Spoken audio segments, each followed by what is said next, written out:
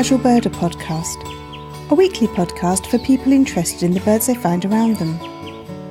I'm Suzy Buttress.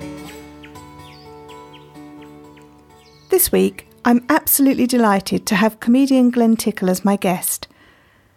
Glen is also a casual birder, and we had a great conversation that covers bird identification, the birds that Glen sees in his local area in New Jersey, and how he's encouraging a love of the natural world with his daughter, Amelia. I met Glen through our mutual love of podcasts from the Maximum Fun Network, and he has kindly been a supporter of my show. Glen also hosts the podcast Improvised Wikipedia, and I'll put the link to that in my show notes. As a Boy Scout, Glen got his Bird Merit Badge, and he tells how he's had his interest in birds rekindled now that his daughter wants to know about the birds they see.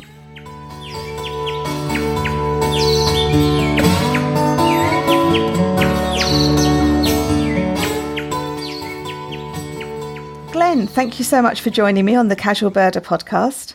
Thank you for having me.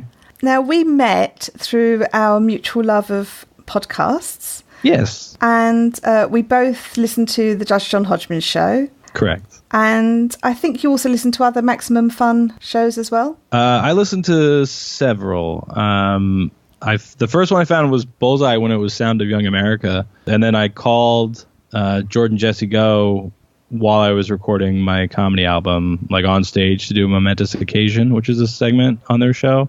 And I made the audience for my show yell the catchphrase at the time, which was "Get 'em, get 'em, get 'em." But it was into my phone, and 200 people yelling a thing into a phone turns out inaudible, so they couldn't understand what they were saying. Oh, wow. So it led to a fun bit that then they let me include as a bonus track on my album. So that was very fun. Oh, amazing. Yes, I suppose I should introduce you a little bit better to say that you're actually a comedian. Yes. And a fellow podcaster. Yeah, I host Improvised Wikipedia, which is a show I do with my friend John Lunger. And each week we take a different topic and we try to rewrite the Wikipedia page for it without doing any research. And then we compare our version to the real Wikipedia entry to see which one is more complete. And then John keeps score, which I'm not that competitive, but it seems very important to him, and I just want him to be happy. So I think currently Wikipedia is winning, which is nonsense. Your first episode was on cardinals. It was. So I was very keen to listen to that because obviously birds, and cardinals at that point was something I had never seen. Oh, really? I've been to New York now and I've seen them now, and not enough. I've only seen them in glimpse, but I desperately wanted to see these wonderful red birds. I think when we talked about it, we assumed that they were in Europe. Yeah, no. Because I think because we called them Lil Popes. Because that's right. The Pope's like little assistants are cardinals, and we assumed it was because of the birds. So, it didn't seem to make sense that would have come after, the discovery of the New World and all that. It's funny you talk about Wikipedia. Just recently I had, I don't know if you know Carrie Poppy from Oh No, Ross and Carrie, another Maximum Fun. Yeah, I know who she is. Okay, so I had her on one of my episodes to talk about pigeons. She's a very big fan of pigeons. Yes. And we were joking there about getting all our information from Wikipedia. I think I'm a week or two behind on your show, but I saw that she was a guest. Oh, you're forgiven. But I do a lot of driving. I live in a very rural part of New Jersey, where I drive through a lot of back farm roads and stuff. And I find that your podcast is very enjoyable to listen to in that setting. Oh, I shall have to try and think of a few more farm birds that you might see so that you could be driving and then see something that I'm talking about. That'll be exciting. Yeah. But thank you very much for listening. It's very kind of you. It's very soothing, I find. Thank you. I know that you enjoy looking at birds where you are as well. I do. So is that a recent thing, or have you... I was a Boy Scout when I was a little boy, and we would... I think there was a bird merit badge that I probably had, where you'd have to go identify a certain number of different bird species to get the badge. So I would do that, and we would hike through the woods and try to be quiet so we could see different animals and stuff. So I would look for the idea of animals in general, probably not specifically birds, until your show started. And then, because before that, I would think of birds collectively of just birds. Like I see a bird. Like I don't see a cardinal or a robin. I see a bird. And then I knew that they're different because cardinals are red and easy to spot. Like I know there's different birds. I just never thought to, beyond the ones that I already knew, like to try to learn different ones. But my freshman year of college, I was walking around campus and I saw a strange looking bird. So I followed it around for probably a good 2 hours. And this was 2002. So it was before camera phones were in everyone's pocket all the time. So I didn't have a way to take a picture and then show it to people and be like, what's this bird? So I just followed it around to try to really remember it so I could then go get an Audubon book and try to look it up, which I didn't do until right before this phone call. And I looked up because I had general characteristics that I remember. Okay. Tell us what it is. Tell us what the characteristics were. Okay. It was surprisingly big. Mm-hmm. So, I mean, not enormous, not big bird, but bigger than a robin. Robins, I would say, are the most common bird that I see out by me. So taller, kind of tall and skinny. It was, I mean, there's one characteristic that's kind of a dead giveaway. It was pecking a tree. Okay. And it had white, black, and red, and had kind of a little spiky tuft. The top part, I think, was black. And it was a fairly large bird, and it was just kind of going tree to tree. And I don't think I'd ever seen a woodpecker at that point of any kind. I'd probably heard them, but not. It was probably 10 feet away when I first heard it, and then I just kind of followed it as it went from tree to tree because I was, a very dedicated student who was definitely focusing on schoolwork and not just following weird birds around campus. So just so that we're narrowing down what bird it was it a crow-sized bird or was it more a robin-sized bird but a bit bigger? I would say closer to crow-sized than robin-sized, but not crow-sized. But if that's the scale, if the scale is robin to crow, yeah, probably closer to crow. But also, this was 16 years ago, so. Okay, so I wasn't sure whether you were saying that you'd seen a pileated woodpecker, which are crow-sized and very big, or whether it was more so did you actually identify it? Did you, when you looked it up before you came on the show? Looked up I looked up New Jersey woodpeckers and then looked at a bunch of pictures and then went, oh, that one. And what was it? I believe it was a yellow-bellied sapsucker. Right. Interesting. Which, as I'm saying this, I'm bringing up a picture of. And yeah, I think I'm on the page. No joke. It says robin-sized. Oh, right. Okay. So I guess I was wrong. Or it was a different one. Who knows? But I don't know. Also, if you're not used to seeing a bird, it can look different. So it may well be robin-sized, but because it's on the side of a tree or because of its actions, it's not looking the same way as... Is that there's a scale here? Is that a common thing in birding? Is there point birds that you use for size comparison? Yeah, not everyone is good at going 6 inches or 30 centimeters or I know what that is.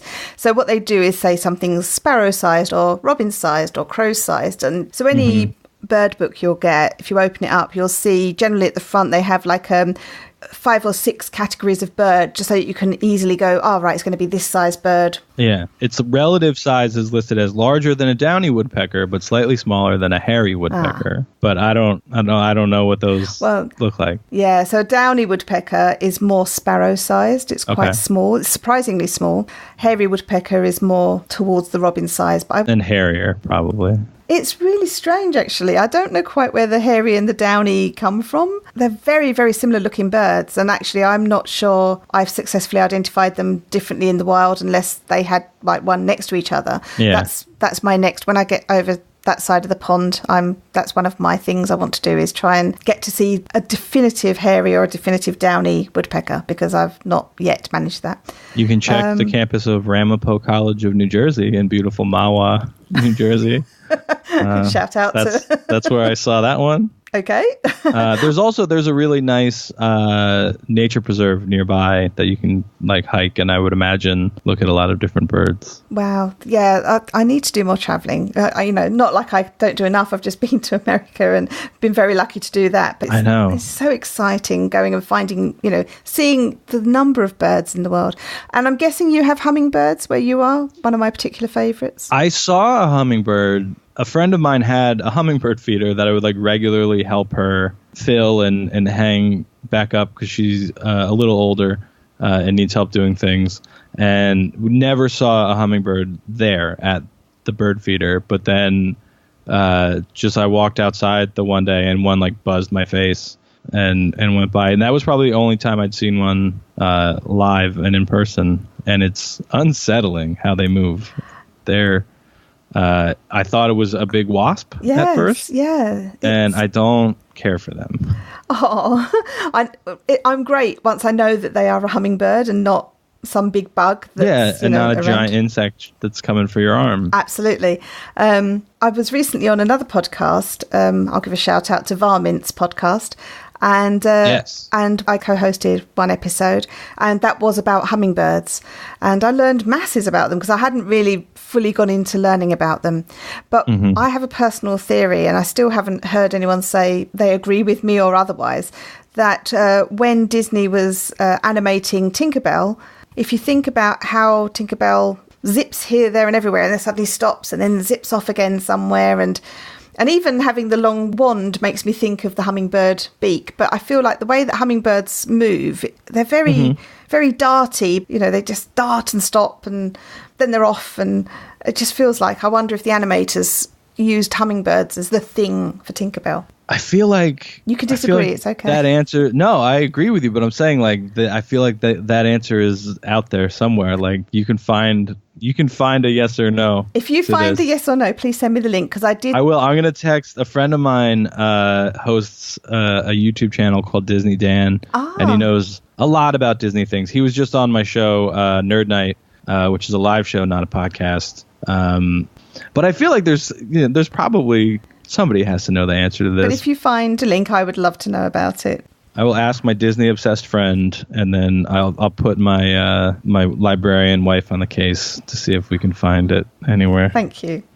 Do you share any of the birds that you see with your daughters? Or one of them's probably a little bit too young to be bird watching yet. Yeah, my older daughter, Amelia, is 5. She... is very curious about things. So I think she's probably why I started like trying to identify specific birds. Right. Because there's a few different species that we regularly see around. So if she asks, like if I see a cardinal and she's like, what's that? I'm like, that's easy. That's cardinal. That's the red one. But then we'll see another one and she'll be like, what's that? I don't know. And I'll have to like look it up. And there's apps and stuff that you can just take a picture and then it tells you. Right. But that feels like cheating to me. Like it's not fun.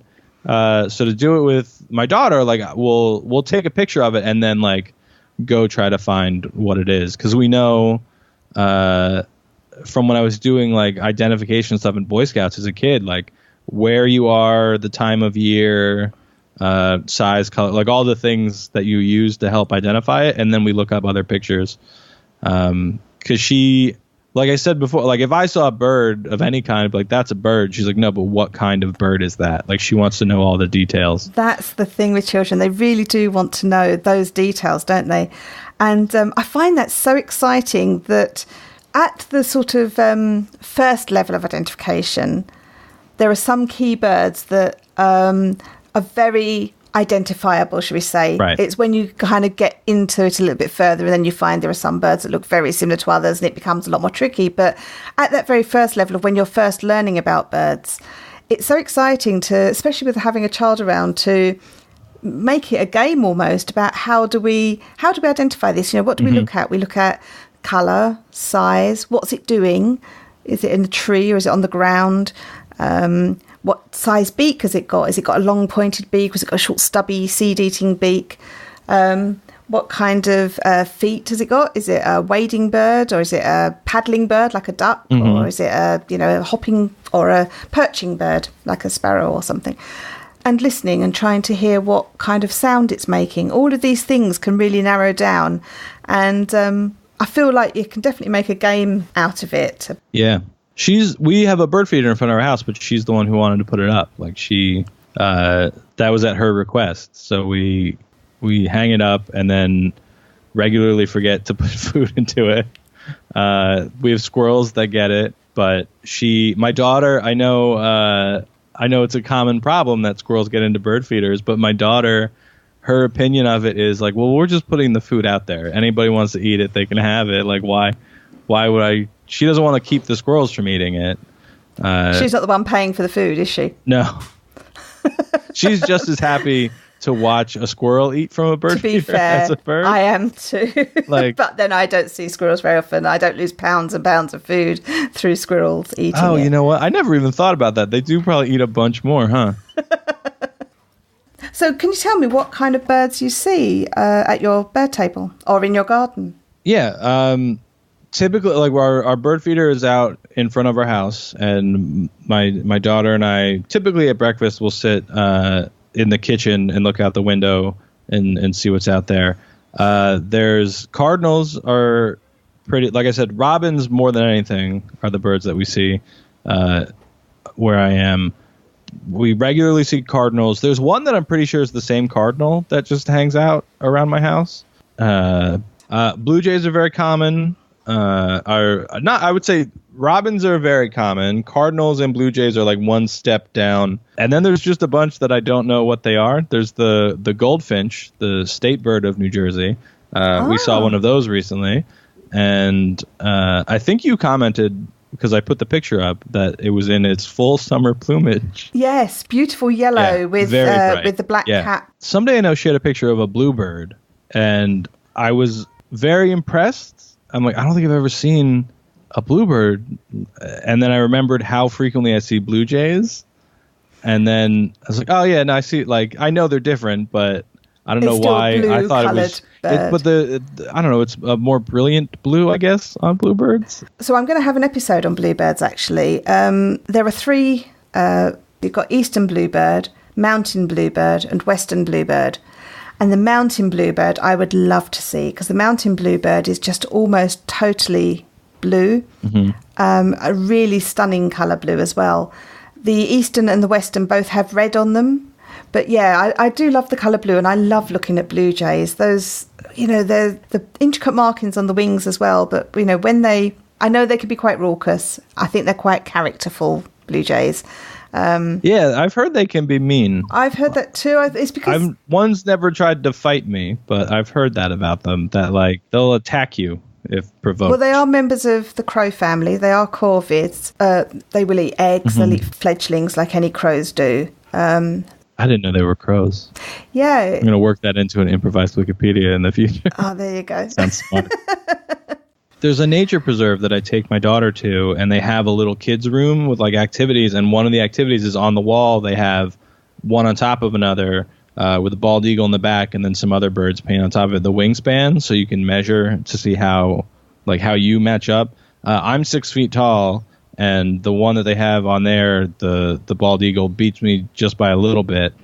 And then I think my daughter, Amelia, the 5-year-old, was a peregrine falcon. She's the same arm reach. Wow. As one of them. Gosh, that's interesting, because when you see them flying, it is actually quite hard to think how big they are. It's only when you see them closer, if they happen to do a low swoop or something, you realise how big these birds really are. Yeah. Would you say that you actively went out looking for birds, or are you more of a casual bird watcher who just sees it as part of your daily life? I would say casual, because that's how you can put casual in front of anything that I do, and I am that.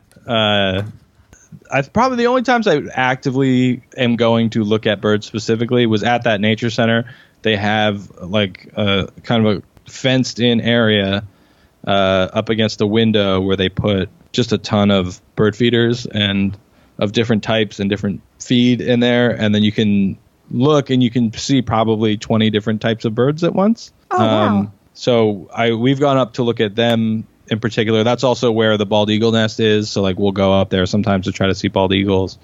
I bought my daughter a camera when she finished preschool. She finished preschool the same day that her little sister was born. So it seemed fitting, from her sister. to get her a nice present because she's like taking pictures with my phone and stuff.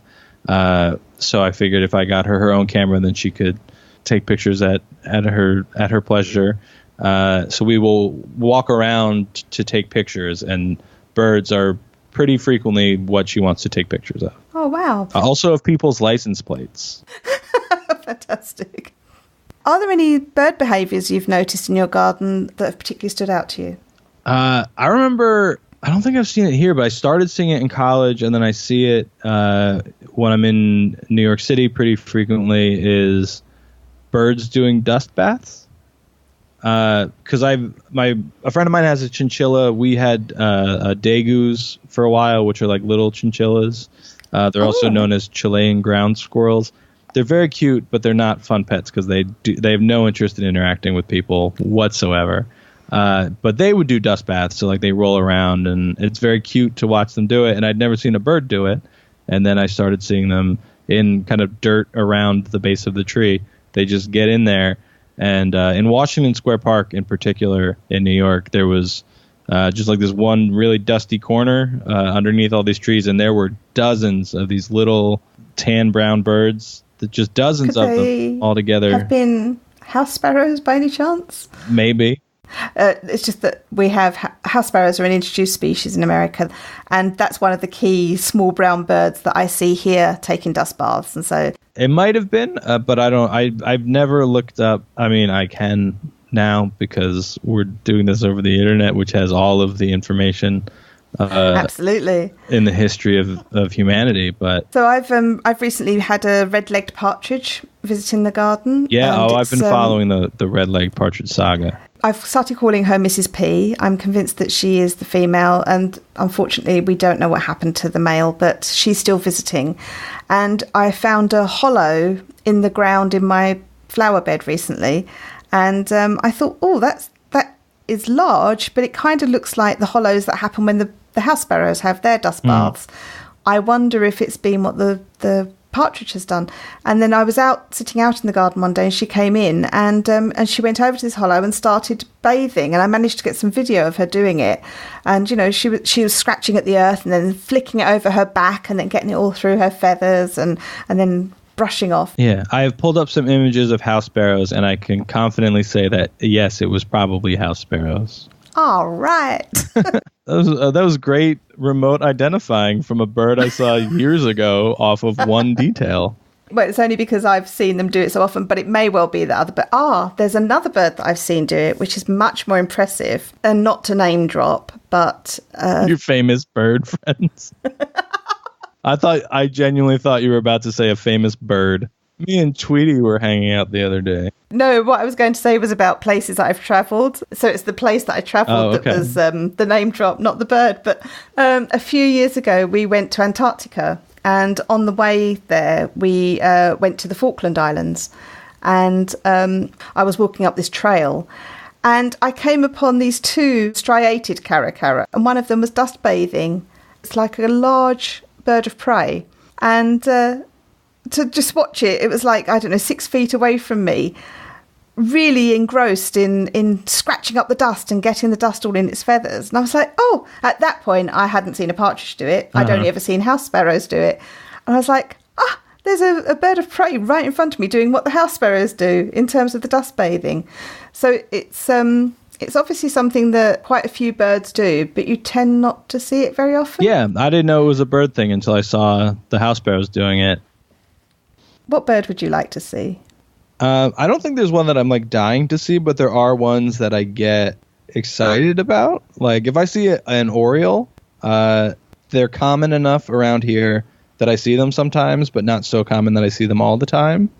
So I know anytime I see an Oriole, it stands out as impressive to me. Because like Cardinals and Blue Jays I see most days, so, unless it's the one that I've named after my co-host, Lil Pope John, I'm kind of over Cardinals. Although I was in Ohio for a trip recently, and I saw about a dozen of them together, which I'd never seen, and that was impressive. Oh, right. Were they all males? I believe so, yeah. Because the females are a slightly different colour. Yeah, they're slightly duller. They're a little less impressive. It was in the Columbus Zoo. They weren't in the zoo, like they weren't an exhibit. I was just in the zoo, and they were also there visiting the animals. Yeah. So you mentioned about Orioles. Do you know what type of Orioles you've got locally? The ones that look like the baseball ones. There's a baseball team, the Baltimore Orioles. I saw some Baltimore Orioles or a pair of Baltimore Orioles in Prospect Park in New York. So the female is kind of a yellowy colour, but really vibranty yellow. And then the male is very orangey red colour, but with black markings as well. They look very different. Where like with Cardinals, the male is very, very red, and then the female is like a brownish red, but they both, not all of them, but I know some of them have that crest on their head, and so they still look like Cardinals. But with the Baltimore Orioles, I saw a pair, and I didn't know what the other bird was. I assumed it was a female, and then I looked it up, and that's what it was. The one was a male, and one was a female, and the female was a lot less striking. Before I close the interview with Glen and ask him about his current work, I'd like to let you know that he will talk about grief and loss. If this is something that you do not wish to hear about, please end this week's podcast now. I'll put all of Glen's contact details in the show notes. Thank you so much for spending time with me and telling me about the birds that you have been seeing. Is there anything that you'd like to tell us about? I am currently raising money to film a comedy special, either later this year or the beginning of 2019, which I just found out I might have a chance to tour it a little more extensively than I thought I was going to before filming it. So that would affect the timing. But if people go to bit.ly/GlenIsSad, they can find more information about the show, which is a show I wrote after my younger brother died unexpectedly. And I thought of a bunch of jokes about it because I'm a heartless monster, and that's how I reacted, which I felt bad about. And I feel I explain it. There's a campaign video where I talk about it too, where I have a lot of mixed feelings about doing the show at all because of what it's about. But when I started doing it, people told me that they found it very helpful to like deal with grief and stuff in their own life, which genuinely never crossed my mind. I never for a second thought it would help anybody but me, because I'm a selfish narcissist. And I talked about it on the podcast Death Prattle, but I talked specifically about the special in the episode I was on, so that would probably be a good place if anybody would like more details about it. And I think they have the audio of some of the jokes in it as well. Okay. So that'd be a good place to start then. And I thank you for doing the show. I like it very much as I'm driving around the New Jersey countryside. No, you're very welcome. And I hope you enjoy the rest of your day. I really enjoyed speaking with Glen. I hope he and Amelia continue to enjoy the birds they see in their garden. And I look forward to possibly seeing some of Amelia's bird photographs in the future.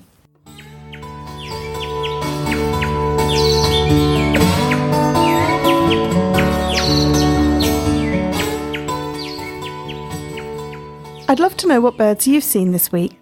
Join our Facebook group to discuss this week's episode, or post your photos of the birds you've seen.